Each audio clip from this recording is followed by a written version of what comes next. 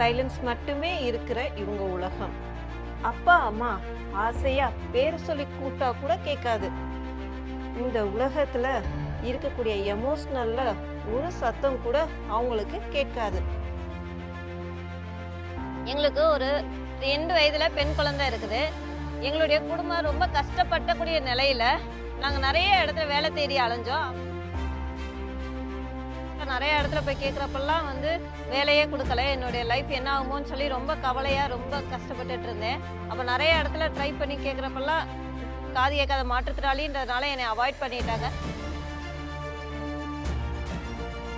அப்போ என்னுடைய வாட்ஸ்அப் குரூப்ல நான் ஒரு நாள் பார்த்தேன், மாற்றுத்திறனாளிகளுக்கு வேலை வாய்ப்பு தராங்கன்னு சொல்லி. காது கேளாத மாற்றுத்திறனாளிக்கு இவங்க எல்லாம் சப்போர்ட் பண்ணுவாங்களா, இவங்களாம் நமக்கு இதை பத்தி எல்லாம் டீச் பண்ணி இங்க நமக்கு ட்ரைனிங் கொடுத்து வேலை வாய்ப்பு கொடுப்பாங்களா அப்படின்னு சொல்லி பாக்குறப்ப சைன் லாங்குவேஜ்ல அக்சஸ் கொடுத்து ட்ரைனிங் கொடுத்து இப்படிப்பட்ட ஒரு வாய்ப்புகளை எங்களுக்கு ஏற்படுத்தி கொடுத்து எங்களுடைய லைஃப்பை உயர்த்தி இருக்காங்க. இப்படிப்பட்ட ஒரு வாய்ப்பை ஏற்படுத்தி கொடுத்துட்டு எங்களுக்கு ட்ரைனிங்கையும் உள்ளே கொடுத்து இங்கே வேலையினுடைய நிரந்தர வேலை வாய்ப்பை எங்களுக்கு கொடுத்துருக்காங்க.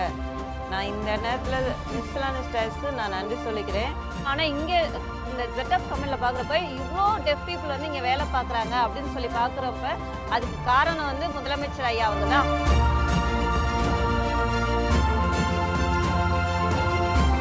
எங்களுடைய ஸ்கில்லை நல்லா டெவலப் பண்ணி ப்ளஸ் வேலையும் எங்களுக்கு கொடுத்துருக்காங்க.